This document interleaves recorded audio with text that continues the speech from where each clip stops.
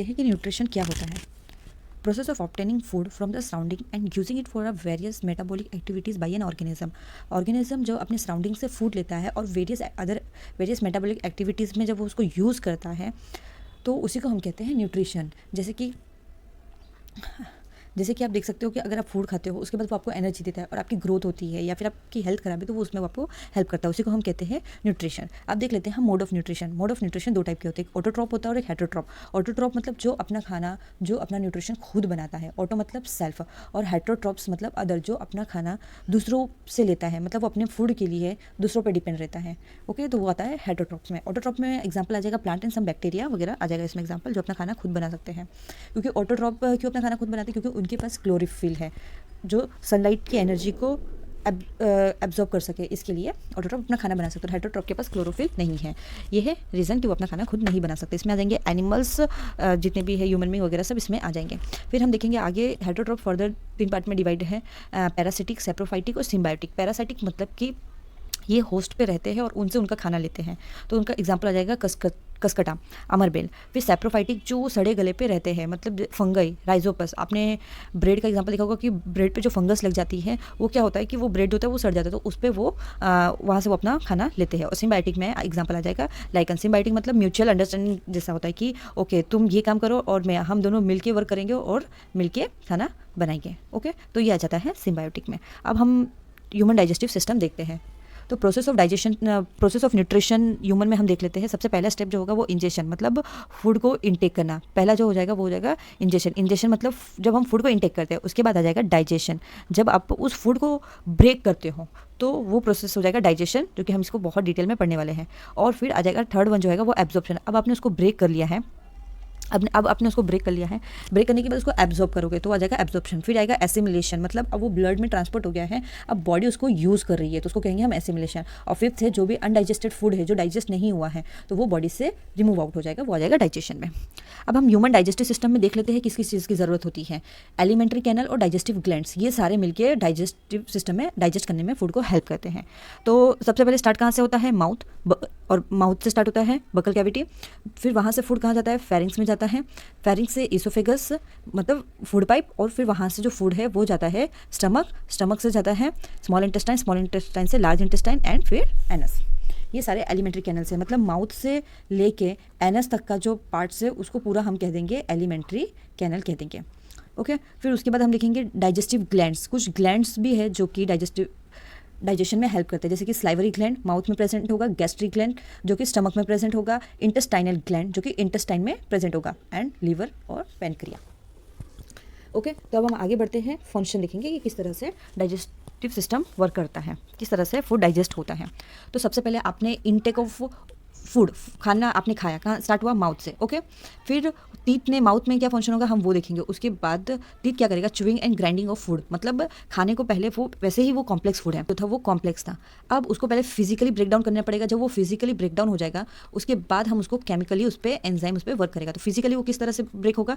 Teeth से। Teeth उसको break करेगा, च्यू करके वो उसको जो कॉम्प्लेक्स फूड है उसको स्मॉल पार्ट्स में वो तोड़ देगा। अब वो फिजिकली ब्रेक हो गया है, अब उस पर सलाइवरी अमाइलेज जो कि मैंने अभी बताया कि सलाइवरी ग्लैंड से रिलीज होगा। ओके, तो वो सलाइवरी अमाइलेज को जब ये फूड था उसको केमिकली ब्रेक डाउन करेंगे, केमिकली ब्रेक डाउन होगा। ओके, अब यहाँ पर समझने वाली बात है कि ये सलाइवरी अमाइलेज जो है वो उसको केमिकली ब्रेक डाउन करेगा। और इसमें सबसे हम जो फूड खाते हैं उसमें आप क्या क्या देखते हो? Protein, carbohydrate, fat, vitamin and minerals. तो इसमें से सलाइवरी अमाइलेज जो है वो किसको डाइजेस्ट करेगा? कार्बोहाइड्रेट का, मतलब कि कार्बोहाइड्रेट का डाइजेशन जो है वो माउथ में ही शुरू हो जाएगा। ओके, तो हम यहाँ पर अब देख लेते हैं। फिर टंग जो है वो क्या करेगा? रोलिंग ऑफ फूड को रोल करेगा और फूड को टेस्ट प्रोवाइड करेगा। फिर उसके बाद वो soling and pushing down the food, बाद में जब वो फूड जब पूरा ब्रेक हो चुका है, मतलब उसमें सलाइवा म्यूकस, सलाइवरी अमाइलेज जो सब है सब मिक्स हो चुका है, उसके बाद वो फूड को वो क्या करेगा? पुश कर देगा into the stomach by oesophagus. Okay, तो आपके फूड में स्टार्च है, स्टार्च कार्बोहाइड्रेट को ही हम कहते हैं। ओके, उसी का है। तो स्टार्च जो है उसको उस पर सलाइवरी ग्लैंड से रिलीज होगा, saliva, mucus and salivary amylase, ये सब मिक्स होके स्टार्च को सलाइवरी अमाइलेज से ब्रेक करेगा शुगर में।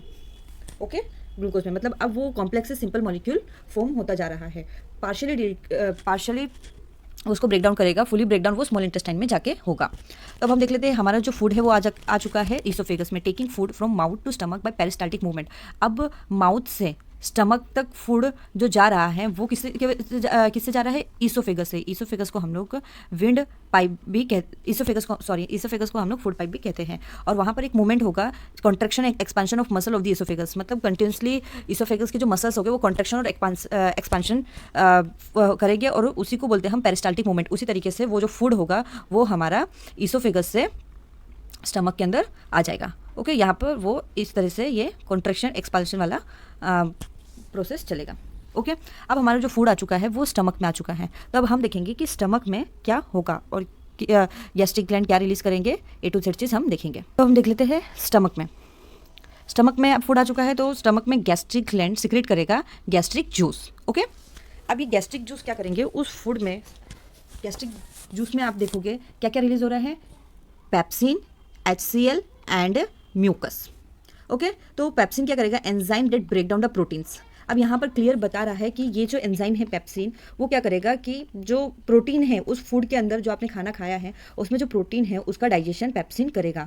इससे मतलब ये बात समझ आ रही है कि कार्बोहाइड्रेट का डाइजेशन जो था वो माउथ में स्टार्ट हो गया था और वहाँ प्रोटीन, फैट वगैरह कहीं कुछ भी डाइजेस्ट नहीं हुआ था। लेकिन जैसे ही फूड स्टमक में आया तो वहाँ पेप्सिन नाम का एक एंजाइम रिलीज हुआ जो कि उसने प्रोटीन को डाइजेस्ट करना स्टार्ट कर दिया। अब ये HCl का काम क्या है, देखो HCl का काम यहाँ पर 2 से 3 है। पहले तो हम देख लेते हैं कि ये मेक मीडियम एसिडिक। हमारे प्रोटीन को डाइजेस्ट करने के लिए, प्रोटीन को अगर आपको डाइजेस्ट करना है तो जो मीडियम है वो हमारा एसिडिक होना चाहिए, तो वो हम HCl प्रोवाइड करता है। उसके बाद HCl क्या करेगा, ये जो प्रोटीन है, वैसे तो प्रोटीन इनएक्टिव फॉर्म में स्टमक के अंदर प्रेजेंट रहता है, पेप्सिनोजन इनएक्टिव फॉर्म में पेप्सिन प्रेजेंट रहता है, इन एक्टिव फॉर्म में प्रेजेंट रहता है। उसके बाद HCl इस पर एक्ट करेगा और ये पेप्सिन में उसको कन्वर्ट कर देगा। ओके, अब ये पेप्सिन प्रोटीन को डाइजेस्ट करेगा।